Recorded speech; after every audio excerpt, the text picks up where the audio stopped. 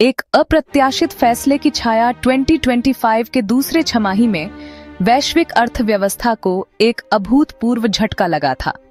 अमेरिकी प्रशासन ने अचानक और व्यापक रूप से अपनी विदेशी व्यापार नीति बदल दी और रणनीतिक क्षेत्रों में आयात पर ऊंची नई शुल्क लगाने का निर्णय लिया। इस फैसले का असर सिर्फ चीन पर ही नहीं, बल्कि यूरोपीय संघ, दक्षिण कोरिया, ब्राजील और कनाडा सहित कई वैश्विक आर्थिक साझेदारों पर भी पड़ा। व्यापार युद्ध फिर से भड़कने का डर सभी बाजारों को हिला देने के लिए काफी था। कारण और बढ़ती खाई वॉशिंगटन प्रशासन ने इस कदम को राष्ट्रीय सुरक्षा की रक्षा, रणनीतिक स्वतंत्रता बढ़ाने और अमेरिकी निर्माताओं को बाहरी खतरों से बचाने के तर्क से घोषित किया। विशेष रूप से स्टील, सेमीकंडक्टर, ऑटोमोटिव, बैटरियों, सोलर पैनल और मेडिकल डिवाइस जैसे क्षेत्रों में नए शुल्क 25% से 100% तक की दर तक पहुंचे। अमेरिकी वित्त विभाग ने इस निर्णय को घरेलू उत्पादन को प्रोत्साहित करने और विदेशी निर्भरता कम करने के लिए नीतिगत कदम घोषित किया, लेकिन वैश्विक विश्लेषकों ने इसे नए संरक्षणवादी लहर की शुरुआत के रूप में देखा। चीन के साथ तनाव का एक नया अध्याय। चीन इस शुल्क से सबसे अधिक प्रभावित देश था।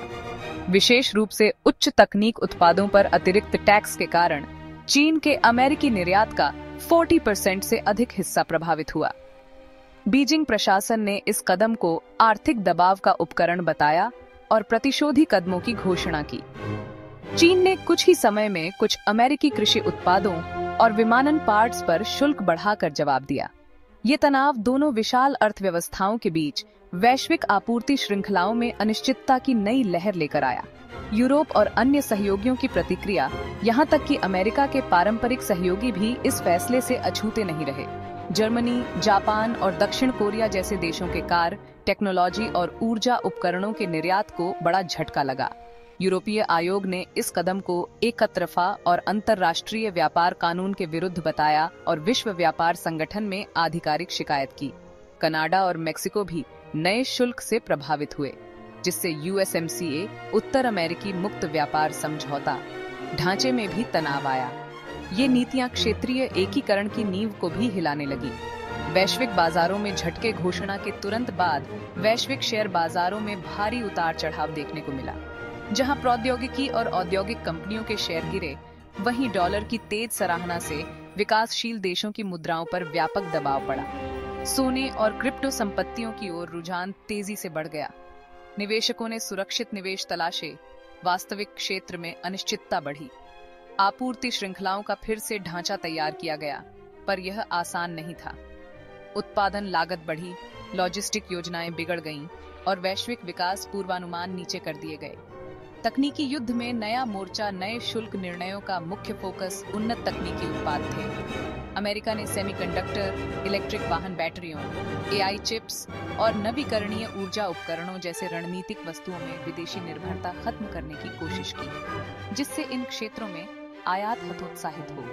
इसका सीधा असर ताइवान और दक्षिण कोरिया सहित कई एशियाई देशों पर पड़ा। खास तौर पर ताइवानी चिप दिग्गजों को अमेरिकी बाजार के लिए उत्पादन लागत बढ़ानी पड़ी। यह विकास तकनीकी आपूर्ति में दीर्घकालिक समस्याओं की संभावना लेकर आया। वैश्विक आपूर्ति श्रृंखलाओं का भविष्य। शुल्कों का प्रभाव सिर्फ उत्पादक और निर्यातक देशों तक सीमित नहीं रहा। बहुराष्ट्रीय कंपनियों को अपनी आपूर्ति श्रृंखलाएं फिर से बनानी पड़ी। कुछ ने उत्पादन को वियतनाम, भारत और इंडोनेशिया जैसे देशों में स्थानांतरित करने की बात सोची, लेकिन इससे नई समस्याएं आईं। लॉजिस्टिक्स क्षमता की कमी, कच्चे माल की आपूर्ति में असंतुलन और बीमा लागत बढ़ने से उत्पादन समय बढ़ गया। वैश्विक बाजार खंडित संरचना की ओर बढ़ने लगा। व्यापार युद्ध फिर से चर्चा का केंद्र बिंदु बन गया। घरेलू राजनीतिक गणनाएं या वैश्विक रणनीति, इन कट्टर निर्णयों के पीछे सिर्फ बाहरी व्यापार नीति नहीं, बल्कि घरेलू राजनीतिक संतुलन भी था। 2026 के राष्ट्रपति चुनाव की ओर बढ़ते हुए अमेरिकी प्रशासन ने बेरोजगारी दर घटाने और औद्योगिक क्षेत्रों में वोट वापस पाने के लिए संरक्षणवादी नीति फिर से अपनाई। हालांकि विशेषज्ञों ने चेतावनी दी कि ये रणनीति अल्पकाल में कुछ क्षेत्रों में सकारात्मक प्रभाव ला सकती है, लेकिन दीर्घकाल में मुद्रास्फीति और सहयोगियों के साथ कूटनीतिक संबंधों में तनाव पैदा कर सकती है। विश्व अर्थव्यवस्था में लहरें। इस फैसले ने वैश्विक आर्थिक प्रणाली में डोमिनो असर पैदा किया। अन्य प्रमुख अर्थव्यवस्थाओं ने अपनी अपनी औद्योगिक सुरक्षा के लिए इसी तरह के उपायों पर चर्चा शुरू कर दी। यूरोपीय संघ, चीन, भारत और दक्षिण कोरिया में अंदरूनी चर्चा शुरू हुई। क्या हम भी नए विश्व व्यवस्था में अपने अर्थव्यवस्था की रक्षा शुल्कों से करेंगे?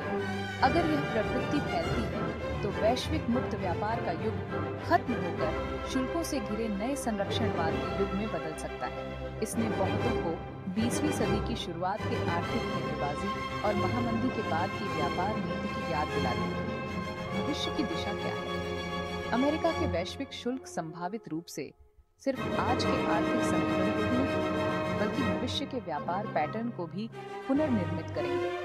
तकनीक, ऊर्जा, कृषि और रक्षा जैसे रणनीतिक क्षेत्रों में नए गठबंधन, वैकल्पिक आपूर्ति मार्ग और क्षेत्रीय व्यापार गुट उभर सकते हैं। विश्व अर्थव्यवस्था एकल केंद्रित व्यवस्था से बहुध्रुवीय और अधिक क्षेत्रीय मॉडल की ओर मुड़ सकती है। हालांकि यह संक्रमण कष्टदायक होगा। अमेरिका का कदम सिर्फ व्यापार नीति नहीं बल्कि वैश्विक प्रणाली की नींव को हिला देने, सवालों के कटघरे में खड़ा करने और उसे पुनर्निर्मित करने वाला भूकंप है। नए अपडेट्स के लिए हमारे चैनल को सब्सक्राइब करना न भूलें। अगर आपको यह कंटेंट पसंद आया हो तो लाइक करें और अपनी राय नीचे कमेंट्स में जरूर लिखें। आपका समर्थन हमारे लिए बहुत मायने रखता है।